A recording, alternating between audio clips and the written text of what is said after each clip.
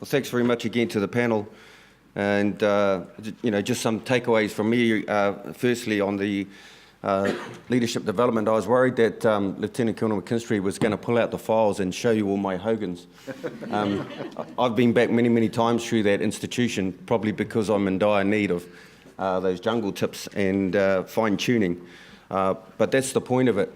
You can go on those residential sessions, but it's actually the follow-up and the work-ons that you need to do afterwards for your own personal development. And the training around Think Smart, and also I like to point around that the ad hoc teams, the ad hoc teams that we form in the Defence Force all the time, just in the New Zealand context for our overseas visitors, just because of scale, and how do we bring that dynamic together. And then to our co-presenters, thank you for your presentation. It is about identifying the real problem. Culture eats anything that is different, and this could be particularly so in the New Zealand dynamic with the tall poppy syndrome, as we refer to ourselves. Your observation around our tried and true mission analysis, the tips for learning critical thinking, and your finishing with that part-time volunteer civilians. So it is now time for your questions, and we do have some time, so I encourage you to offer maybe your comments on how your own organisations do this piece, or how well they are or aren't doing. You may want to question the respective presenters on their particular organisations that they're working for now, or maybe let us know what were the uncomfortable statements that made you want to go for coffee. Please, we can take your questions. Any mics? You got any microphones? He has got some mics. Okay.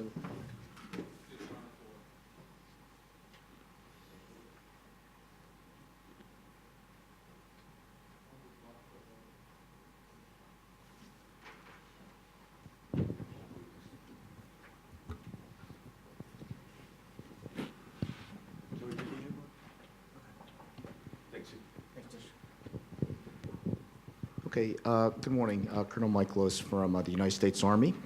In the last panel session, Colonel, and I'm going to apologize, Van de Boswoet from NATO talked a little bit about the concept development exercise that they've been kind of wargaming on future aspects of urbanization. And it struck me as you describe an example of what your company is doing biannually, apparently, with where you create a live white cell, that there's a real application for being able to create an environment in which you can create a war game to better understand the requirements, the gaps, et cetera, for operations in dense urban terrain, megacities, what have you. I'd like to know to what extent do you believe that the white cell, as you trained, and it must have been great fun for them, what would their ability be towards being educated and developed to replicate or simulate a future environment? Because you talk about preparation for disasters and such. Those are problems of today. A lot of discussions over the last few days, a couple days, have been focused on 20, 30, 35, 40, 50. So it presumes that you have to have a red team, in this case a white cell, that simulates a future environment. But this is something that, where I'm coming from, the United States Army, that we're looking at very seriously. There are equities in the billions of dollars at stake here, because we want to get it less wrong to the extent that we can. Your thoughts, please?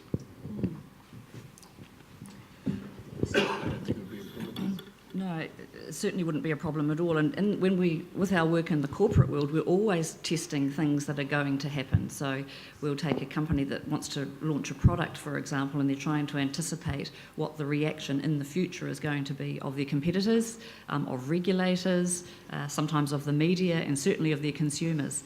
So no reason at all that we shouldn't be looking to the future also in the military world. And in fact, I don't think we spend nearly enough time looking forward, much too much time preparing for battles that have already been gone, and not nearly enough trying to anticipate what the environment firstly is going to be like in looking into the future, no matter how far you want to go forward, and how we might adapt and change to suit that environment. So we much prefer working with clients who are worried about what the future's going to look than looking backwards. So we're routinely working in the 2020 to 2030 space.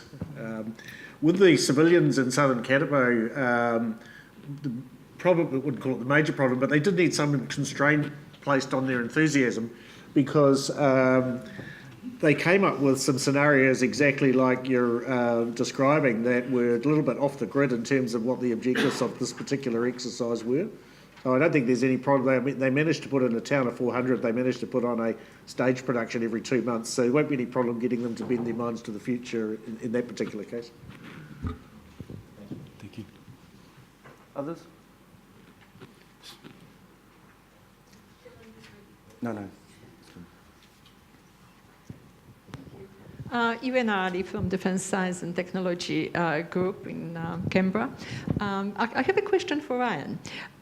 From your leadership framework, it appeared to me that it is a framework that looks at empowerment from the micro to macro level.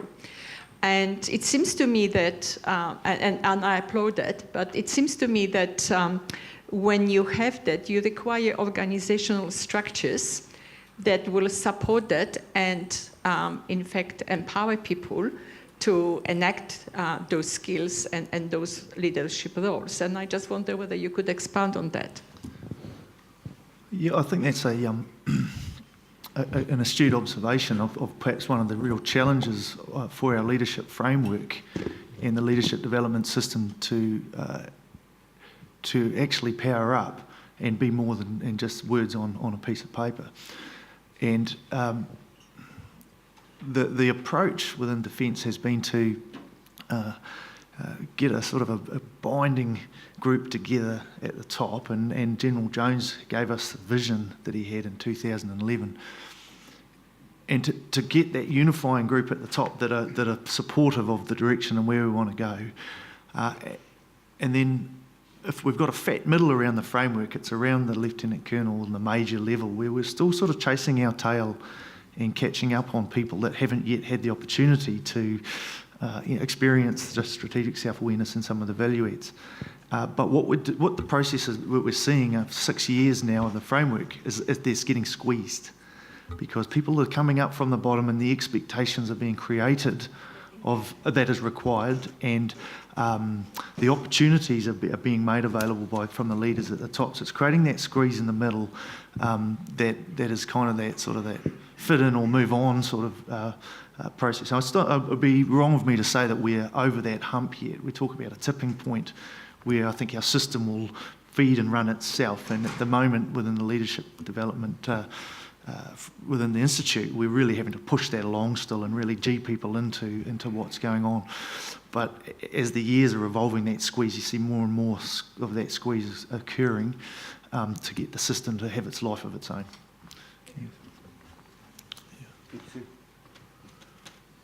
Morning, my name is Ben Bagley. I'm the current CO of 16th Field Regiment, and firstly I'd just like to invite Heather and Simon to, I think it's not as bad a picture as you paint down at kind of the unit level, where we have now our reservists mostly integrated with the RF units, and we personally have just ripped apart structures, roles, responsibilities, and tasks that have, in the artillery world, have stood since probably World War II. Utilising both our reservists and our RF staff to come up with a new way of thinking. I think partly that was due to some previous experience where during a defence assessment in headquarters NZDF, we work with black swans, which from my experience are things that are unexpected, highly unlikely to occur, but if they do, have high consequences. Or a convergence of known entities that may converge in an unexpected way, which is a challenge to think outside the box about how you will solve that. So I agree with you with those points very much, and it's hard to think critically about how to solve those problems. I suppose the point I'm trying to get to is now that I'm back down at the unit level, where we're trying to encourage our junior leaders to think in this manner. The biggest currency we're short of is time. A lot of these activities take days, if not weeks. In the case of the defence assessment, a year. How can we have a short turnaround activity that we can roll out on a weekly, fortnightly basis to keep this skill involved, to keep it engaged, and to keep building on that way of thinking? Because often what we do is we go away, we do a course, and then we kind of park it because the daily grind gets in the way. So do you have any insights as to how we can do short turnaround, low drag activities that have a high payoff? Thank you. Morning, Ben. There's quite a lot in there. Yep. And I'm pleased. So the parts that I want to address firstly is where the reserves are at. And secondly, the part about how do you keep the activity of critical thinking being refreshed and renewed. Is that about it? Yeah. So I'm going to be deliberately provocative to start with and say, here's some numbers: 30,000, 10,000, 4,000, 2,200, 1,500. And those numbers represent the numbers of reservists we had from 1972, when we had national service, to when it was made voluntary. It fell from 30,000 to 10,000. It stabilised after one of the other reviews that the Army had, when it was going to improve a lot of the reserve forces, at about 4. Then the Army had another review where it stabilised at about 2,200. It's now at 1,500 odd and falling. And so it's meritable that unit commanders like yourself are actually trying to solve that problem, but the thing is in free fall and it's gone through critical mass. Let's just be honest and call it what it is. And that's a huge loss for the Defence Force. You lose not only capacity for surge, you lose a whole lot of new and different skills, you lose connection with society, and that I'm not quite sure what you now do to actually reverse that damage. It requires radical rethinking. And the only thing that I can say is that Karen Thompson, when she was describing the problems they had at TAD that they're trying to address with instructor and recruit relationships, is pretty much the same sort of problems between regular force and territorial force. There's a passive-aggressive culture that has to be overcome. And it only seems to be overcome when they end up on deployments together and think, oh, this person's actually quite useful. So it is problematic, and it needs to be thought about a lot harder and dealt with a lot more delicately than it is at the moment.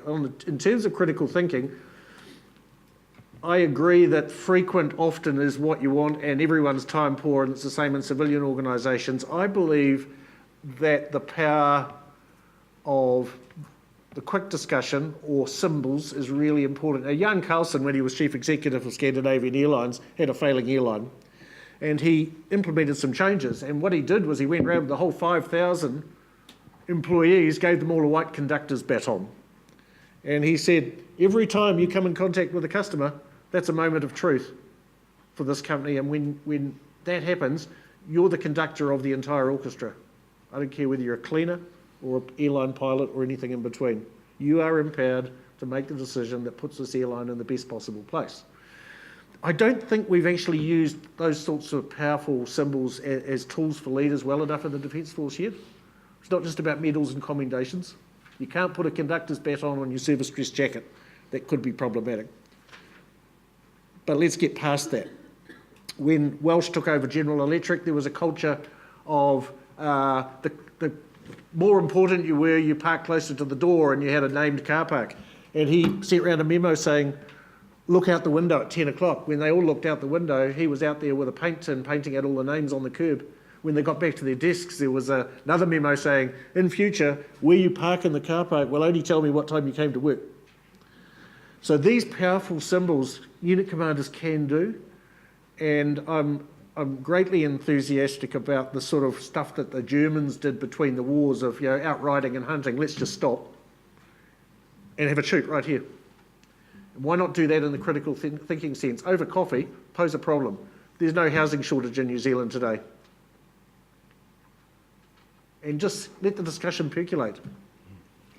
And maybe give that role to one of your young rising stars that you really want to develop in some way. Make their job the job of finding the simulation that is put together and distributed every Friday morning for half an hour. Now, if it's valuable, then you need to find time to do it. Thank you. Sir? Good morning, team. Dave Torson from Army General Staff. My question, I guess, is a kind of a follow-on for Simon. I was intrigued by your comment, if I was going to teach critical thinking, I'd use mission analysis.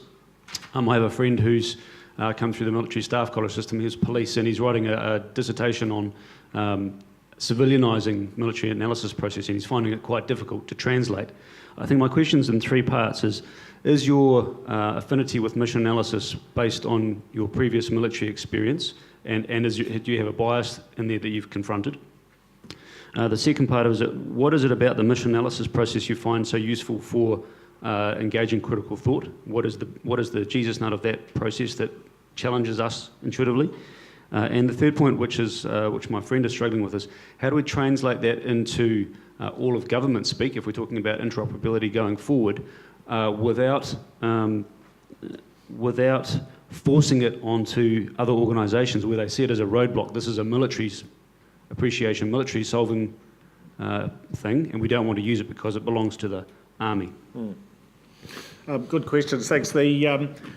You have to change all the language. To start with, I tried using it, talk about commander's intent and freedoms and constraints, and it didn't work. But once we civilianised the language and started using more managerial terms, it did. The things that they get most benefit out of it is the role of intent and the need to know, for the boss and subordinates to know each other quite well personally, at a personal level. And you can weave in your psychometric tools like the Hogan tools into that as a means of understanding, because the best use of psychometrics, of course, is once you understand your unique differences about yourself, you tend to be far more patient with differences in other people.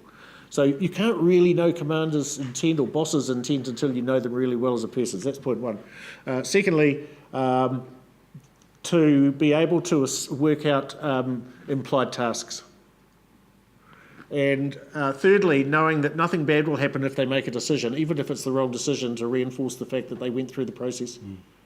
Now, we're in the process of putting, because we do simulations and experiential stuff, we're actually in the process of putting all our knowledge actually up for free as a public good. So before very long on YouTube, your friend will be able to find our mission, our civilianised mission analysis video up there.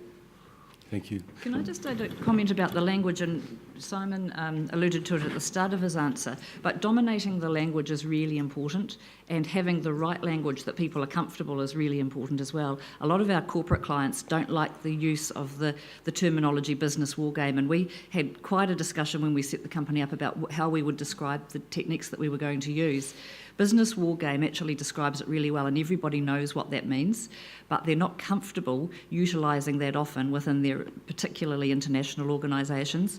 And so we've come to use the term outcome simulations for some of them, which I sort of feel is a lesser thing, but they're comfortable with that, and they're happy to go the distance with the riskier parts of actually the discussions when they're happy with that terminology at the start of the discussion. So getting the language right, particularly when you're talking about interagency comfort, I think getting the language right is a big part of the hurdle to get over first. Thank you. Last question, please, sir. Major Chris Shaw from Army General Staff. This is a question I'm probably going to address primarily at Lieutenant Colonel McKinstry, but it actually touches upon everything that's been discussed, and it's the corporatisation of what we're talking, especially in terms of the Institute for Leadership Development. I mean, that's enhancing leadership, but we seem to be missing a lot of the concepts and the conceptual framework around command, which has a lot of military expertise, a lot of military background, a lot of in-depth knowledge, yet we seem to be quite happy to walk into a world where we've got strategic warrant officers. We are losing a lot of those tactical experts and training experts.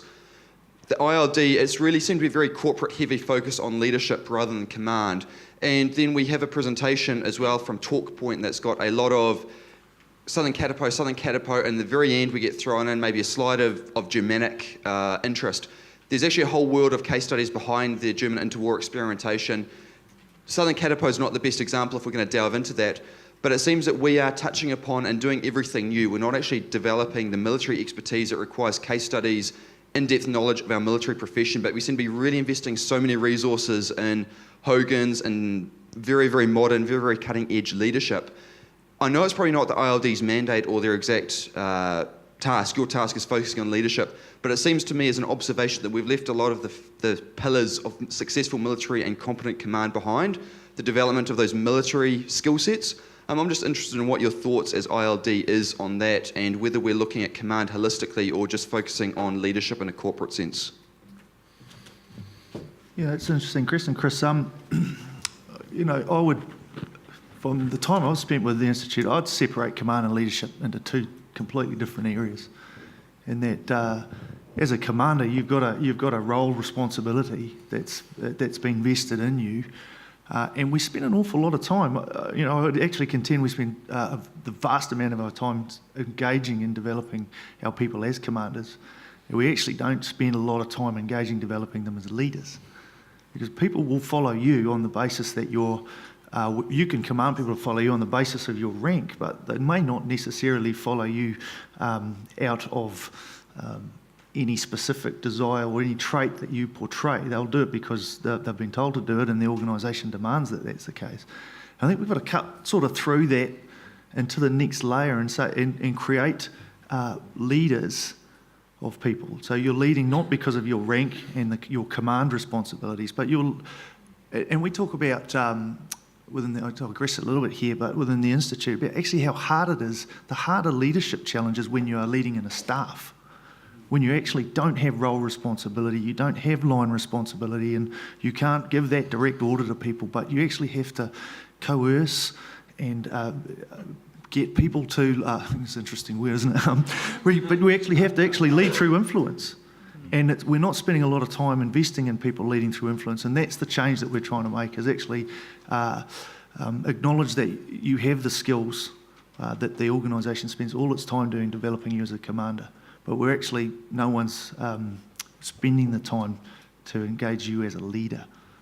And the anecdotes that we hear, the great examples, say in Wellington environment, and you talk about corporate, but the reality for a lot of it, if I could separate out machine gun leadership, which I call that idea as a commander where you get your work done, to how you might work in Wellington. And we see and hear anecdotes all the time from all our government friends, how they wait for the military people to leave the room before the real work gets done. Because we don't necessarily teach our people or develop our people to be able to collaborate and to be able to lead through influence and be able to take a back seat. We spend a lot of time investing in you to be able to make decisions and make decisive decisions, but that's not always what's required. And that's probably the difference. Thank you very much. Look, we will track towards the end now if I can. And thank you for those responses, but equally thanks for the questions. Look, it's easy to be creative if you're not the leader that has to make the decision. But if leaders are learners, if leaders grow leaders, not followers, then it's us as the leaders which need to create an environment dedicated to learning, to asking the questions, to always get better, to get the edge. These aren't my words, but they are from within the world's most successful sports team, the New Zealand All Blacks. This insignificant event that is about to happen for us as Kiwis takes on even more significance if we remind ourselves that after winning the inaugural Rugby World Cup, the All Blacks struggled in this new environment, requiring them to peak every 4 years. So they looked inside and reworked their systems in 2006, their culture and their leadership, only to come out and say, when you think you're on top of your game, change your game. Look, it's been a really good session. I think we have really taken and embraced the proverb, the Māori whakatauki that was offered in the Pauwhiri around sharing baskets of knowledge. And so I would like to thank the panel on your behalf, but also thank you for your engagement. A couple of announcements after lunch. That's when we get into the sessions where you have the choices for the tabletops. And all that reminds me to do, can you join me once again in thanking the panel and yourselves on your behalf. Nō reira, tēnā koutou, ahuri noa, tēnā tātou katoa. Cheers.